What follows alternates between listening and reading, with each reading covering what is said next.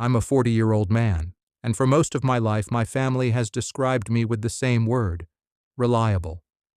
Not the most emotional, not the most ambitious, just the one who handles things, the one who stays calm, the one who quietly fixes problems before they become emergencies. When we were younger, that role felt harmless. As adults, it became something heavier. I have an older brother and a younger sister. My brother has always been impulsive and emotional. He dives into things with confidence, but when they start to go wrong, he freezes. My sister has always been treated as fragile, capable, but protected. My parents worry about her in a way they never worried about me. I ended up in the middle: stable job, no major crises, no dramatic life choices. And slowly, without anyone ever saying it out loud, I became the default solution. About 5 years ago, my brother started a business. At first, it was exciting. My parents were proud. But within a year, the problems started: missed targets, cash flow issues, mounting stress. My parents are both retired, living mostly off savings, and the idea that one of their children might fail terrified them. I stepped in quietly, first with advice, then with small financial help, then with larger interventions when things got worse.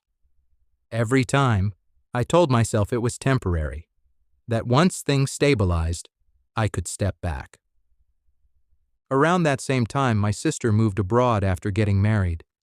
She wasn't struggling financially, but she was far away. She called on holidays, sent photos, stayed emotionally present, but she wasn't there when my parents worried late at night, or when my brother showed up anxious and defeated. That responsibility landed on me by default. Then my father had a minor stroke. He recovered physically, but something changed in my parents after that. Mortality stopped being theoretical. Conversations about someday became conversations about what if. Planning ahead suddenly felt urgent. One evening, during what I thought was a normal family dinner, my mother said she wanted to talk about the future. She said she didn't want things to be complicated later. She said she wanted peace while she was still around to see it. That's when she told us they were thinking of leaving the family home to me. Not equally, not jointly, to me. The room went quiet. She explained it carefully. She said I was the most stable, the most practical, the one least likely to make emotional decisions. My father added that they trusted me to do the right thing when the time came. At first it sounded like a gift, but the more they spoke, the clearer it became that this wasn't really about inheritance. It was about responsibility. When I asked what doing the right thing meant, my parents exchanged a look. My mother said it meant making sure my brother always had a place to live if his business collapsed. My father said it meant keeping the house available if my sister ever needed to return. They both said the house would legally be mine, but morally ours. My brother stayed quiet. Eventually, he said he trusted me completely, that knowing the house would be secure would remove a lot of pressure from him. My sister, on a video call, smiled politely and said she understood their reasoning, even if it felt strange. What struck me wasn't anger. It was relief.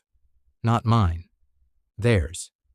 They were relieved because responsibility had found a home, and it wasn't theirs anymore. Over the next few weeks, the topic kept coming up. Gently, casually, almost affectionately.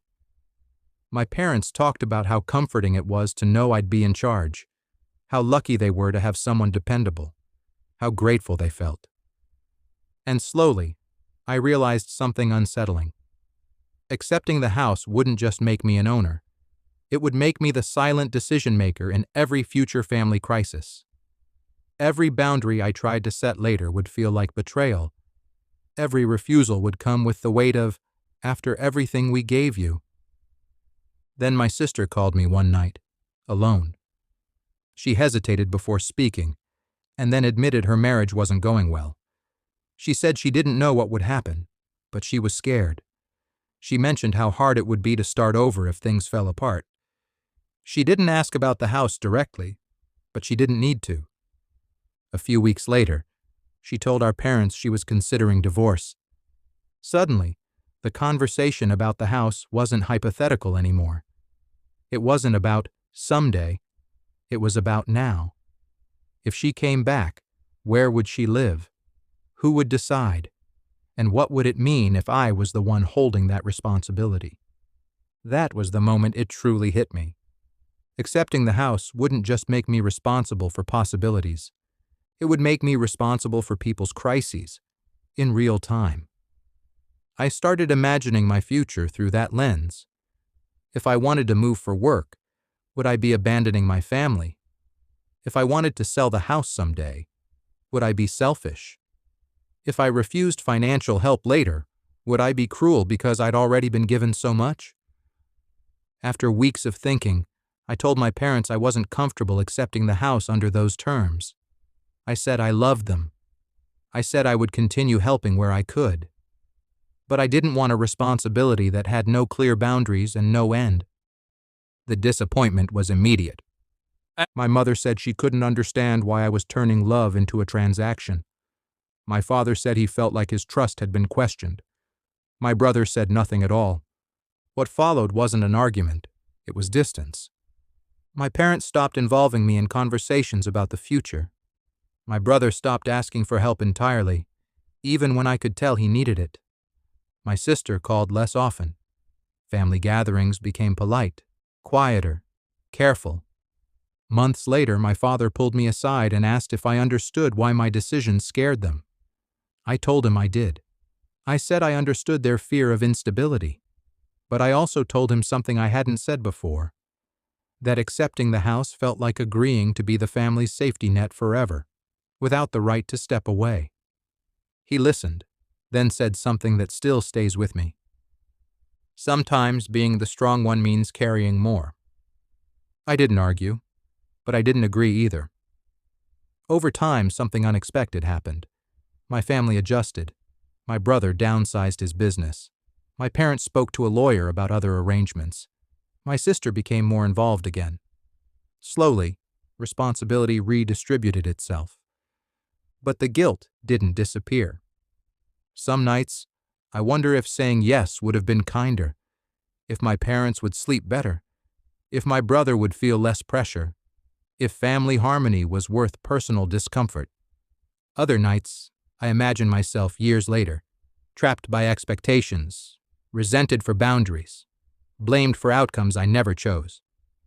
I don't believe my family intended to burden me, but I do believe they were ready to let me carry it. And that's what I can't stop thinking about. Because love and obligation often look the same from the outside, and refusing one can feel like rejecting the other. I'm still present. I still care. I just refuse to accept a role that felt permanent and undefined. Some days I feel like I protected myself. Other days, I feel like I failed the people who raised me. So I'm asking, honestly, without anger or defensiveness, when you're the one everyone relies on, do you have the right to say no? Am I the asshole